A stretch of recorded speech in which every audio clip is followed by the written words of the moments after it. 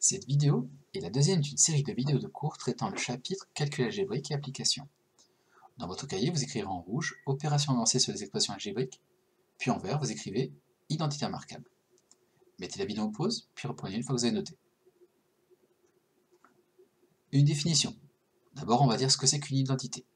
En mathématiques, une identité, c'est une égalité entre deux expressions qui est vraie quelles que soient les valeurs des différentes variables employées. Mettez la vidéo en pause, puis reprenez la lecture une fois que vous avez noté. Donc, les identités remarquables, elles sont au nombre de 3, en tout cas celles qui sont à connaître au lycée. Et avant de mettre la vidéo en pause pour vous laisser noter, j'aimerais faire un petit commentaire dessus. À gauche de chacune des égalités, on a ce qu'on appelle ici des produits. Par exemple, quand j'écris A plus B fois A moins B, puisqu'on commence par les parenthèses, et on va donc terminer par la multiplication. Donc il s'agit bien d'un produit. Alors qu'à droite, si on regarde bien, on a bien ce qu'on appelle des sommes, des additions en fait. La somme de A carré plus 2AB par exemple, plus B carré. Quand on passe d'un produit, comme ici à gauche, vers une somme, on dit qu'on développe. Inversement, quand on passe d'une somme vers un produit, eh bien, on factorise.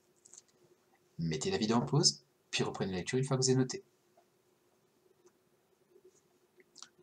On passe maintenant à petit b. Comment factoriser une expression que vous écrirez en vert dans votre cahier. Alors, on va voir maintenant des méthodes qui vont nous permettre de factoriser des expressions. C'est une pratique un peu difficile, on s'entraînera un exercice plus tard dessus, mais je vous donne déjà les premières méthodes qu'il vous faudra connaître et appliquer, et on va voir tout de suite après ça un petit exemple d'application. Donc, pour factoriser une expression à la main, alors quand je veux dire à la main, c'est-à-dire sans l'aide d'un logiciel comme GeoGebra, on verra plus tard.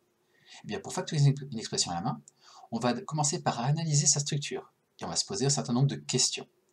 Donc sa structure, je vous rappelle, c'est en gros savoir s'il s'agit, par exemple, tout d'abord, d'une somme, ou d'une différence. Et éventuellement, est-ce que c'est pas déjà un produit? Dans ce cas-là, il n'y a plus grand-chose à faire. Donc, s'agit-il d'une somme ou d'une différence? Oui, mais quels sont les termes dans ce cas-là?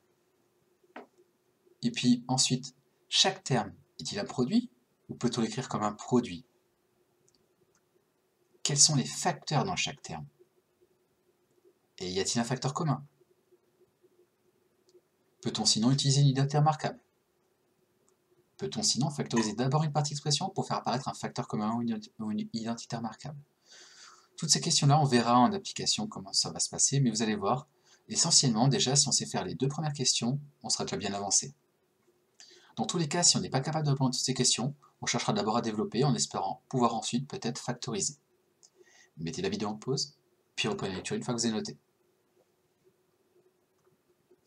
Faisons donc un exemple. Je vous propose ici de factoriser l'expression 2x plus x au carré. On va donc analyser sa structure.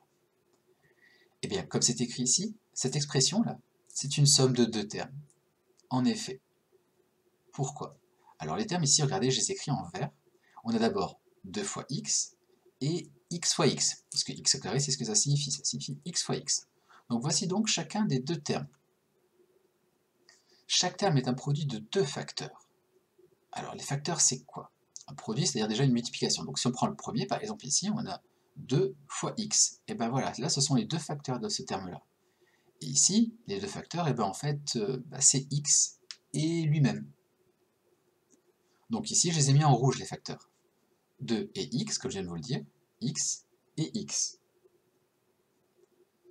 X, si on le regarde, il se trouve que c'est un facteur commun.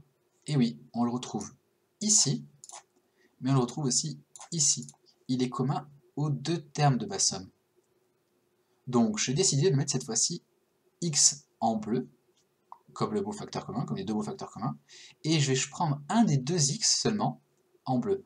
En fait, à chaque fois que j'en mets un d'une couleur, j'en mets autant de la même couleur. Si j'avais mis 2x ici en bleu, eh ben je n'aurais mis autant, j'aurais mis x et celui-ci en bleu et celui-ci aussi.